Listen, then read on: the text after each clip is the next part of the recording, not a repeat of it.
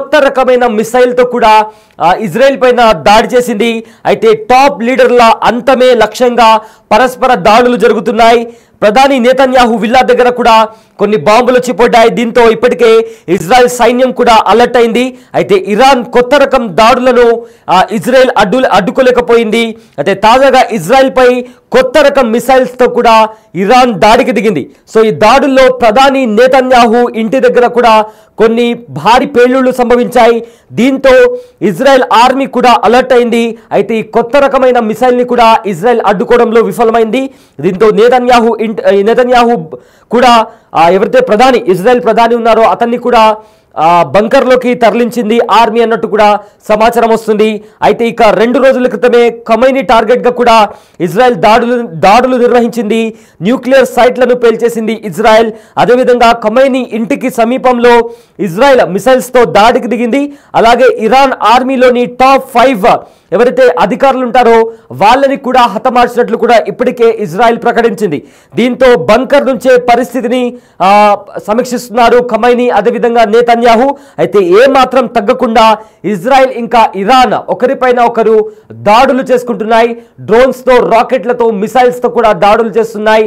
అయితే ఇరాన్ ప్రయోగించిన బాలిస్టిక్ మిసైల్స్ను కూడా ఇజ్రాయెల్లో ఉన్న ఐరన్ డోమ్ కూడా ఎదుర్కోవడంలో విఫలమైంది. అయితే ఈ ఐరన్ డోమ్ అనేది రాకెట్స్లను మిసైళ్లను స్ట్రైక్ అయినప్పుడు అవి ఎక్కడ స్ట్రైక్ అవుతున్నాయో గుర్తించి కూడా వాటిని పేల్చేస్తుంది. కానీ ఇరాన్ చేసిన దాడుల్లో ఇజ్రాయెల్ తట్టుకోలేకపోతుంది. అదేవిధంగా ఇజ్రాయెల్ కూడా ఇరాన్ని ఆర్థికంగా దెబ్బతీసే ప్రయత్నం చేస్తుంది.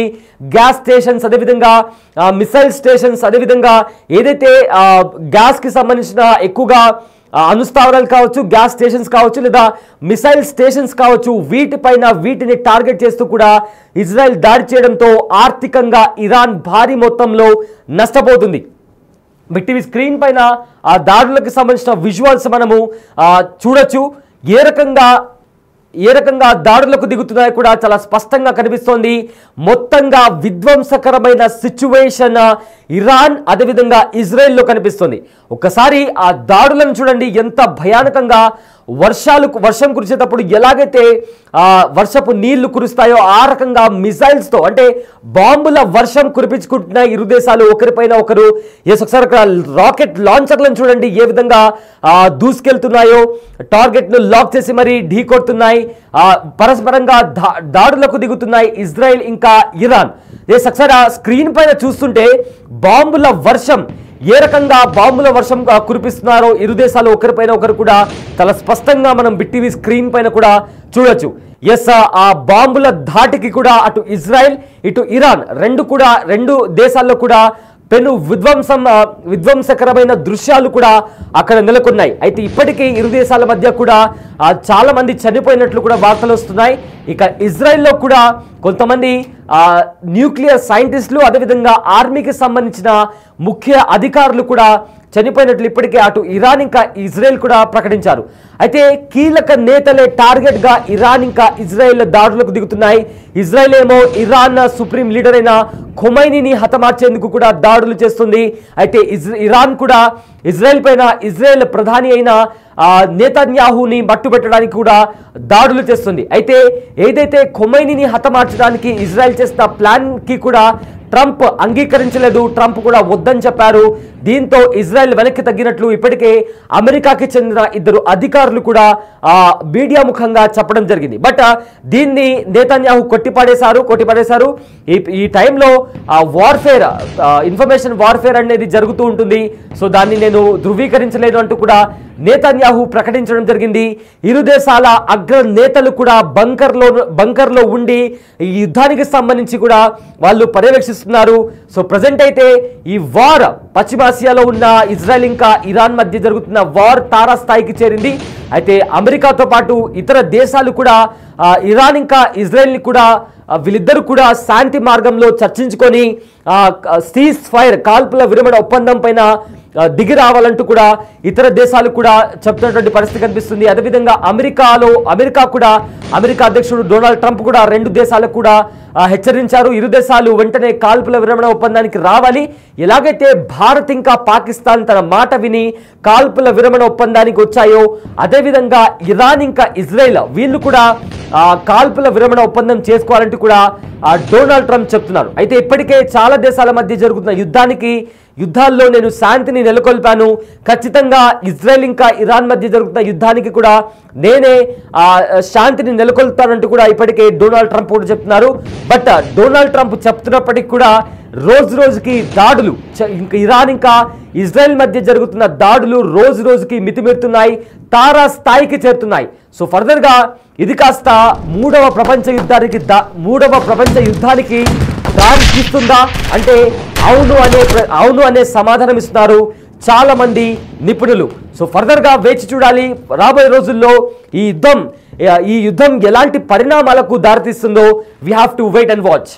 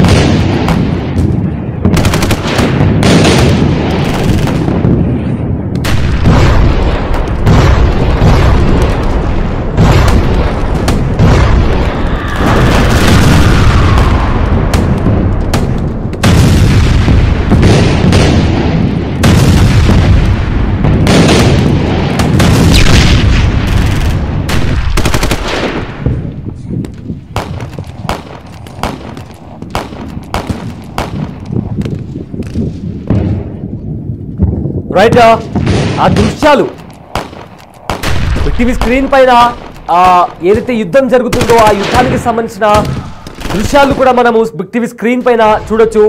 అయితే ఏవైతే దాడులు జరుగుతున్నాయో భయంకరమైన దాడులు ఒకరిపైన ఒకరు చేసుకుంటున్నారు ఇజ్రాయెల్ ఇంకా ఇరాన్. డ్రోన్ బాంబులు అదేవిధంగా మిసైల్స్ తో కూడా ఒకరిపైన ఒకరు విరుచుకోబడుతున్నారు.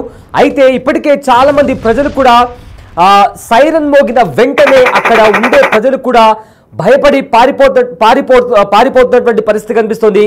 ఒకసారి స్క్రీన్ పైన చూస్తే ఏ రకంగా యుద్ధ విమానాలు వాడి దాడికి దిగుతున్నాయో కూడా చాలా స్పష్టంగా అర్థమవుతుంది.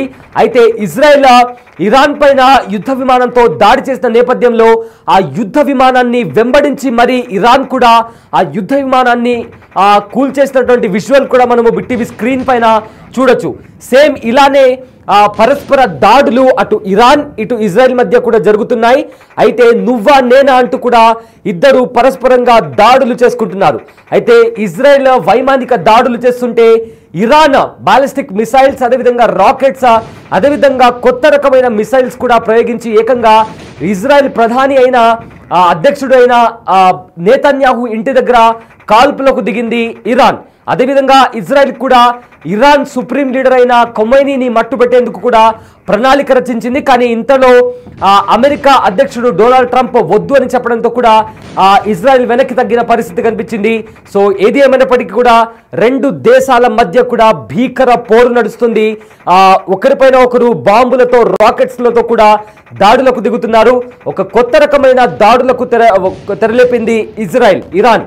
సో ఇరాన్ చేస్తున్న దాడులకు ఇజ్రాయెల్లో ఉన్న ఐరన్ డోమ్ శాతం తట్టుకోలేకపోతుంది. మరోవైపు ఇరాన్ పైన ఇజ్రాయెల్ చేస్తున్న దాడులను కూడా ఇరాన్ కొంతవరకు మాత్రమే తట్టుకోగలుగుతుంది. ఎందుకంటే ఇరాన్లో ఉన్న న్యూక్లియర్ పాయింట్ కావచ్చు అదేవిధంగా గ్యాస్ స్టేషన్స్ కావచ్చు అండ్ ఆల్సో మిసైల్ స్టేషన్స్ వీటిని టార్గెట్ చేసుకుని కూడా ఇజ్రాయెల్ దాడులకు దిగింది. అయితే ఈ దాడుల కారణంగా భారీ మొత్తంలో ఇరాన్కు ఆస్తి నష్టం జరిగింది. అదేవిధంగా కొంతమంది ఆర్మీకి చెందిన టాప్ లీడర్స్ కూడా హతమయ్యారు. సో ఏంటి మొత్తం మీద మూడవ ప్రపంచ యుద్ధం జరుగుతుందా లేదా అనే క్వశ్చన్ రైజ్ అయినప్పుడు ఇలాంటి వాతావరణం కొనసాగితే ఖచ్చితంగా మూడవ ప్రపంచ యుద్ధం జరుగుతుంది అంటూ కూడా చాలా మంది ఎక్స్పర్ట్స్ కూడా చెప్తున్నారు.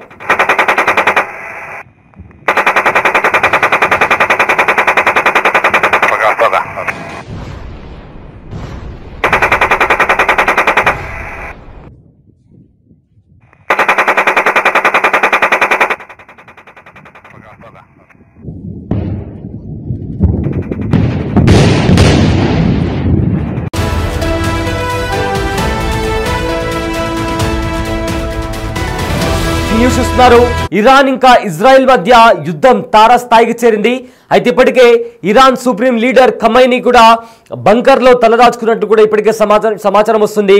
అయితే ఇరాన్ కూడా ఇజ్రాయెల్ ప్రధాని అదేవిధంగా ఇజ్రాయెల్లో ఉన్న ముఖ్య నేతల టార్గెట్గా కూడా ఇరాన్ కూడా దాడులు చేస్తుంది. అయితే రీసెంట్గా కూడా ఇరాన్ ఒక కొత్త రకమైన మిసైల్తో కూడా ఇజ్రాయెల్ పైన దాడి చేసింది. అయితే టాప్ లీడర్ల అంతమే లక్ష్యంగా పరస్పర దాడులు జరుగుతున్నాయి. ప్రధాని నేతన్యాహు విల్లా దగ్గర కూడా కొన్ని బాంబులు వచ్చి పడ్డాయి. దీంతో ఇప్పటికే ఇజ్రాయెల్ సైన్యం కూడా అలర్ట్ అయింది. అయితే ఇరాన్ కొత్త రకం దాడులను ఇజ్రాయెల్ అడ్డుకోలేకపోయింది. అయితే తాజాగా ఇజ్రాయెల్ పై కొత్త రకం మిసైల్స్ తో కూడా ఇరాన్ దాడికి దిగింది. సో ఈ దాడుల్లో ప్రధాని నేతన్యాహు ఇంటి దగ్గర కూడా కొన్ని భారీ పేలుళ్లు సంభవించాయి.